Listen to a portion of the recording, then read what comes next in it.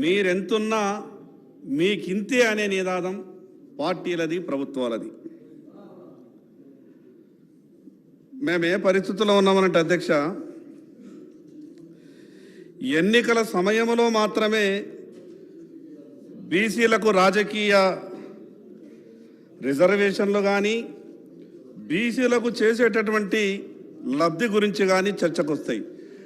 నేను ఏ ఒక రాజకీయ పార్టీనో ఏ ఒక ప్రభుత్వాన్ని గురించో నేను అంటలేను అధ్యక్ష. బడ్జెట్లో కేటాయింపులు కూడా ముందుగా ఈ బీసీ కులగణన తీర్మానాన్ని ప్రవేశపెట్టినందుకు ప్రభుత్వాన్ని మనస్ఫూర్తిగా నేను అభినందిస్తున్నా సార్. ఎందుకంటే ఆలస్యంగానైనా సరే ప్రభుత్వానికి ఆలోచన వచ్చింది, బీసీలకు న్యాయం జరుగుతుంది అనేది ఒక ఆశతోని మేమంతా కూడా ఎదురు చూస్తున్నాం సార్. మీ అందరికీ తెలుసు అధ్యక్ష, గతంలో కూడా జాతీయ బీసీ కమిషన్లు ఉండేవి. బీసీ కమిషన్లు ఉన్నప్పటికీ అవి కోరలేని పాము తీరుండే. ఆ కమిషన్లతోని ఎక్కడ కూడా బీసీలకు న్యాయం జరగలేదు. కానీ నరేంద్ర మోడీ గారు 2014లో ప్రధానమంత్రి అయిన తర్వాత నేషనల్ బీసీ కమిషన్కు చట్టబద్ధత కల్పించినటువంటి విషయం కూడా మీ అందరికీ తెలుసు. అదేవిధంగా గతంలో కూడా కేంద్రంలో అనేక ప్రభుత్వాలు ఉన్నాయి. ఏ కేంద్ర క్యాబినెట్లో కూడా 7 నుంచి 8 మంది కన్నా మించిన బీసీ సభ్యులు ఎప్పుడు కూడా మంత్రివర్గంలో లేకుండే. కానీ నరేంద్ర మోడీ గారి నాయకత్వంలో 27 మంది బీసీ మంత్రులకు క్యాబినెట్లో అవకాశం వచ్చింది. అదేవిధంగా ఈ దేశంలో 8 రాష్ట్రాలలో బీసీ ముఖ్యమంత్రులు ఉన్నటువంటి విషయాన్ని కూడా ఈ సందర్భంగా మీకు గుర్తు చేస్తున్న అధ్యక్ష, చాలా బాధ అనిపిస్తుంది కొన్ని విషయాలు మాట్లాడాలంటే కూడా. ఈ సభ కొద్దిగా ఆలోచించాలి, రాజకీయ పార్టీలు కూడా ఆలోచించాలి. 60% ఉన్నటువంటి బీసీలు ఈ సభలో ఎందరున్నారో ఒకసారి లెక్క పెడితే బీసీల పరిస్థితి ఏ రకంగా ఉన్నదో ఒకసారి అర్థమవుతుంది అధ్యక్ష. మేము ఒత్తిడి చేసే శక్తి మాకు లేదు. రాజకీయ పార్టీలు తీసుకున్నటువంటి నిర్ణయాల్ని అమలు చేయడమే బీసీల దగ్గర ఉన్నటువంటి పరిస్థితి. మీరు ఒక్కసారి సమాజంలో చూడండి, బీసీ సమాజం ఎప్పుడు కూడా తిరగబడ్డటువంటి సందర్భం లేదు. ఏ నిర్ణయం ప్రభుత్వాలు తీసుకున్నా, పార్టీలు తీసుకున్నా మేము గమ్మున ఊరుకునేటటువంటి పరిస్థితిలో ఉన్నాం.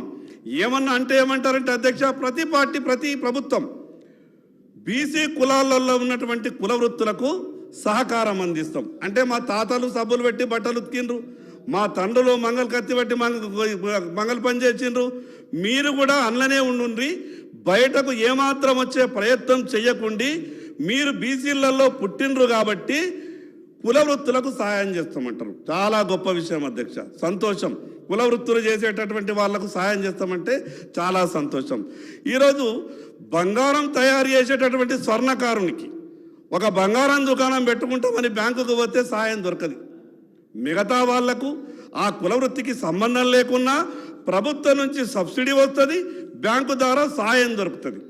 అంటే బీసీ చేతి కుల వృత్తుల వాళ్ళు ఎవరైతే ఉన్నారో ఎంత పెద్ద అన్యాయం జరుగుతుందంటే అధ్యక్ష, నేను 1994 నుంచి 2023 వరకు చూస్తున్నా. బడ్జెట్లో కేవలం కేటాయింపులు మాత్రమే ఉంటాయి. చివరికి ఖర్చులకు వచ్చే వరకంటే 10% కూడా కేటాయింపులు జరగదు. గత ప్రభుత్వం ఎంబీసీలకు 1000 కోట్ల రూపాయలు కేటాయిస్తే నిజంగా సంతోషపడ్డాం. నిజంగా 1000 కోట్ల రూపాయలన్నీ కూడా ఖర్చు చేస్తారేమో, ఎంబీసీలకంతా కూడా సాయం దొరుకుతుందేమో అని అనుకున్నాం. కానీ 1000 కోట్లు ఎంబీసీలకు కేటాయిస్తే 10% కూడా ఖర్చు కాలేదు. నేను ఎందుకు ఈ విషయం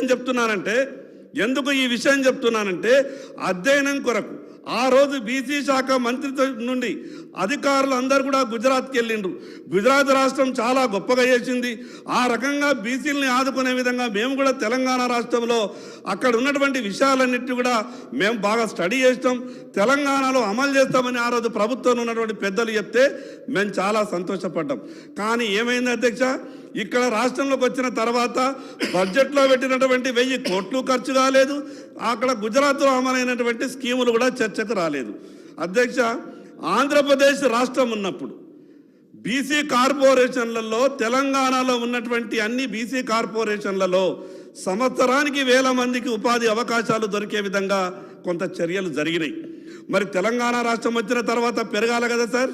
తెలంగాణ రాష్ట్రం వచ్చిన తర్వాత కావాలంటే ఈ రోజు కూడా మీరు ప్రత్యక్షంగా చూడండి, బీసీ కార్పొరేషన్లు మూతబడ్డాయి. బీసీ కార్పొరేషన్లలో సిబ్బంది లేదు, బీసీ కార్పొరేషన్లకు నిధుల కేటాయింపు లేదు. ఎన్నికల సమయంలో మాత్రమే బీసీ కార్పొరేషన్లని అలర్ట్ చేస్తారు. ప్రతి నియోజకవర్గానికి 2000 మందిని లబ్ధిదారులను తయారు చేయండి, ₹1,00,000 చెక్కులు ఇచ్చేద్దాం, 50,000 చెక్కులు ఇచ్చేద్దామని ఎన్నికల షెడ్యూల్ కన్నా ముందే ఒక నెల 2 నెలలు 3 నెలల ముందే అలర్ట్ చేస్తారు. ఎన్నికలు అయిపోయిన తర్వాత బీసీ కార్పొరేషన్ల గురించి పట్టించుకోరు. నేను ఈరోజు తీర్మానాన్ని ప్రవేశపెడుతున్నటువంటి ప్రభుత్వానికి విజ్ఞప్తి చేయదలుచుకున్నా, మీరు కూడా గత ప్రభుత్వం తీరే వ్యవహారం చేస్తారా, లేదా మీరు ఈ కులగణన అయిపోయిన తర్వాత మీరు తీసుకునేటటువంటి చర్యలు ఏమిటో స్పష్టంగా సభకు చెప్పాల్సినటువంటి అవసరం ఉంది. అధ్యక్ష, బీసీల ఆర్థిక పరిస్థితి మీరు ఒక్కసారి అర్థం చేసుకోవాలా.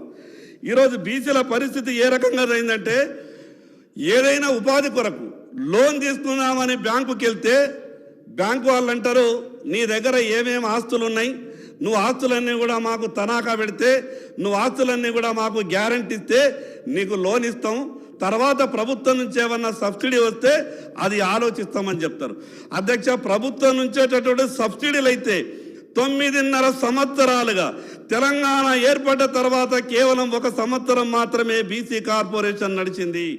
దాని తర్వాత 8 సంవత్సరాల నుండి బీసీ కార్పొరేషన్ నుంచి ఎటువంటి సాయం రాలేదు.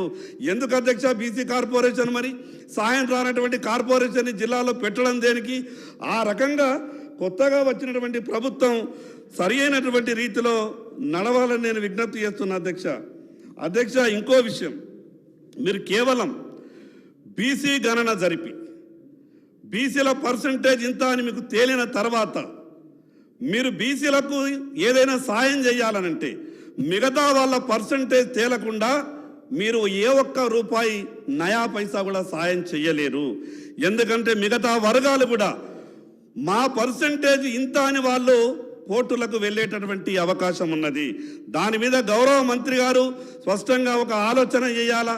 న్యాయ కోవిధులు కూడా ఒక మాట ఏం చెప్తున్నారంటే, ప్రభుత్వం నుండి కాకుండా ఒక కమిషన్ ఏర్పాటు చేసి సర్వే చేస్తే కోర్టులు కూడా అడ్డంకి చెప్పవు అని కొందరు న్యాయ నిపుణులు కూడా ఈ విషయాన్ని చెప్తా ఉన్నారు. కాబట్టి ప్రభుత్వం ఆ రకంగా ఆలోచించాలని మీకు విజ్ఞప్తి చేస్తున్నా అధ్యక్ష.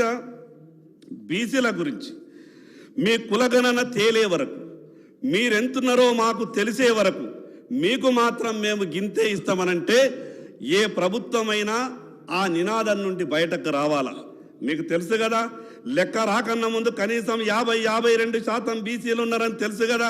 రాజకీయ పార్టీలైనా ప్రభుత్వం ఏర్పడ్డ తర్వాతనైనా కనీసం 30-40% ఆ వర్గాలను పెట్టుకునే విధంగా ప్రయత్నం చేయాలా. గతంలో ఉన్నటువంటి టీఆర్ఎస్ ప్రభుత్వం అట్లనే చేసింది, ఈరోజు ఉన్నటువంటి కాంగ్రెస్ ప్రభుత్వం కూడా అట్లనే చేస్తున్నది. ఎందుకే అధ్యక్ష, ఈరోజు 50% ఉన్నటువంటి ఎమ్మెల్యేలు కాంగ్రెస్ పార్టీలో కూడా గెలిచిండ్రు. ఈరోజు 50% ఉన్నటువంటి ఎమ్మెల్యేలు గతంలో టీఆర్ఎస్ పార్టీలో కూడా గెలిచిండ్రు. ఆ ప్రభుత్వం ఏర్పడ్డప్పుడు బీసీలకు సముచిత న్యాయం దొరకది, ఈ ప్రభుత్వం ఏర్పడ్డ తర్వాత కూడా బీసీలకు సముచిత న్యాయం దొరకది. కేవలం మేము చర్చలు చేస్తాం, చర్చల ద్వారా బీసీల దృష్టిని ఆకర్షించే విధంగా ప్రయత్నం చేస్తామనంటే అది ఏ పార్టీ అయినా కూడా సరి అయినటువంటి పద్ధతి కాదని మీ ద్వారా ప్రభుత్వానికి చెప్పదలుచుకున్నాం అధ్యక్ష.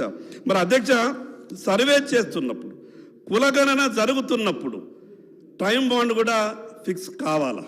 ఎందుకంటే గతంలో కూడా SKS సర్వే జరిగింది.